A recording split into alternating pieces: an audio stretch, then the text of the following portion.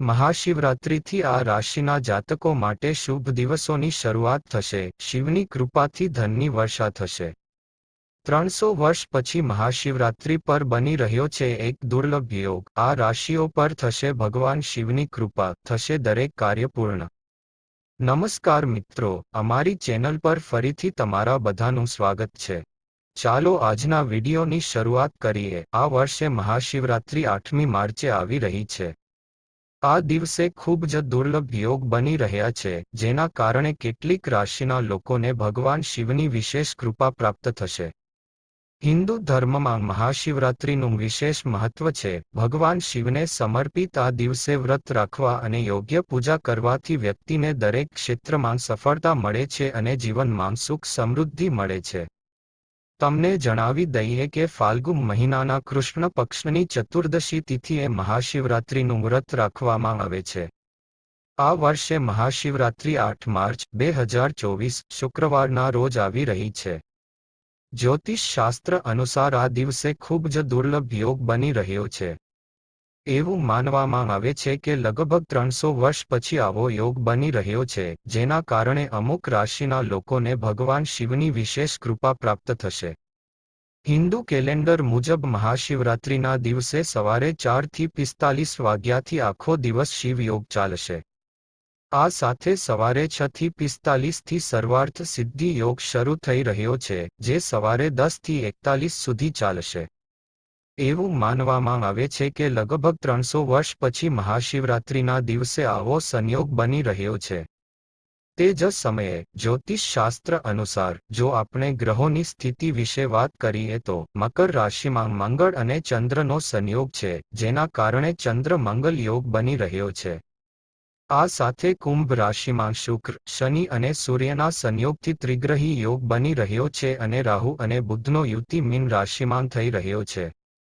આવો સંયોગ જ ઘણી રાશિના લોકોના જીવનમાં ખુશીઓ લાવી શકે છે.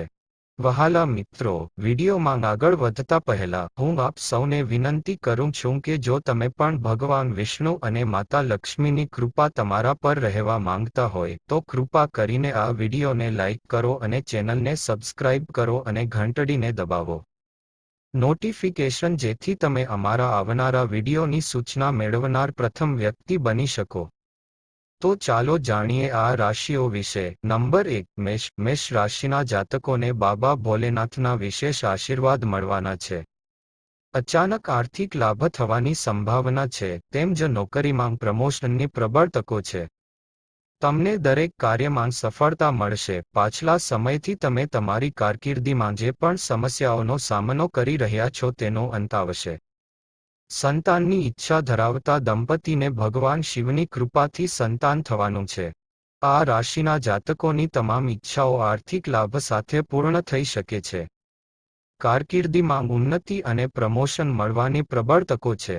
આ સાથે આવકમાં પણ વધારો થશે. હવે તમને તમારી મહેનતનું ફળ મળશે.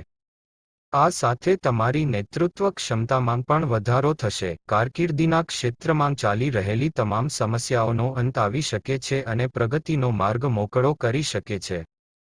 આ સાથે જો બિઝનેસની વાત કરીએ તો તમને ઘણી સુવર્ણ તકો મળી શકે છે, જેનાથી તમે ઘણો નફો કમાઈ શકો છો. આર્થિક સ્થિતિની વાત કરીએ તો આવકના નવા સ્ત્રોત ખુલશે. આ સાથે ભવિષ્યમાં રોકાણમાં નફો મળવાની પૂરી શક્યતાઓ છે. સ્વાસ્થ્ય પર પણ હકારાત્મક અસર થઈ શકે છે. નંબર 2, વૃષભ. વૃષભ રાશિના જાતકો માટે આ વર્ષની મહાશિવરાત્રિ શુભ રહેવાની છે. મહાશિવરાત્રિના તહેવારથી વૃષભ રાશિના લોકો માટે સારા દિવસોની શરૂઆત થવા જઈ રહી છે. વૃષભ રાશિવાળા લોકોને ભગવાન શિવની કૃપા પ્રાપ્ત થશે અને તેમની બધી મનોકામનાઓ પણ પૂર્ણ થશે. આ સમય દરમિયાન તમને કોઈ સારા સમાચાર મળી શકે છે. નંબર 3, મિથુન. મિથુન રાશિના લોકો પર ભગવાન શિવની કૃપા થવાની છે. વેપારમાં લાભ થવાની સંભાવના છે અને પૈસાના રોકાણ માટે સમય એકદમ અનુકૂળ છે. વ્યાપારથી ઘણો આર્થિક ફાયદો થઈ શકે છે. આવકના નવા સ્ત્રોત વધવાના છે. સ્વાસ્થ્ય પર પણ સકારાત્મક અસર જોવા મળશે. પ્રોફેશનલ લાઈફની વાત કરીએ તો તમારા માટે પ્રગતિની પૂરી શક્યતાઓ છે. તમે તમારી છાપ બનાવવામાં સફળ થઈ શકો છો. આ સાથે જો બિઝનેસની વાત કરીએ તો નવી ડીલ થઈ શકે છે.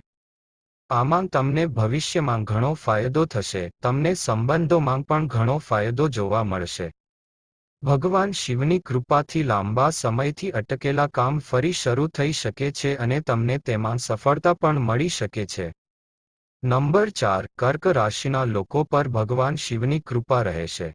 નવા કામ કરવા માટે સમય સાનુકૂળ છે. આ સાથે જો તમે ધંધો શરૂ કરવા માંગો છો તો મહાશિવરાત્રિનો દિવસ ખૂબ જ ખાસ રહેવાનો છે.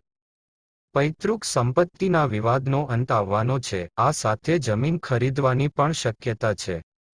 વેપારમાં સોદો થઈ શકે છે. અટકેલા કામ શરૂ થવાના છે જેમાં તમને આર્થિક લાભ થશે. નંબર 5. સિંહ. સિંહ રાશિના લોકો પર ભગવાન શિવની કૃપા થવાની છે. જો તમે દેવામાં ડૂબી ગયા છો તો તમને તે દેવામાંથી રાહત મળવાની છે.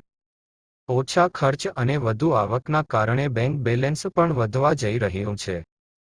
જો તમે અપરિણિત છો તો ભગવાન શિવ અને માતા પાર્વતીની કૃપાથી લગ્ન થવાની સંભાવના છે. તેની સાથે ઘર કે મિલકત ખરીદવાની પણ સંભાવના છે. મહાશિવરાત્રિના પવિત્ર તહેવારથી સિંહ રાશિના લોકો માટે સારા દિવસોની શરૂઆત થવા જઈ રહી છે.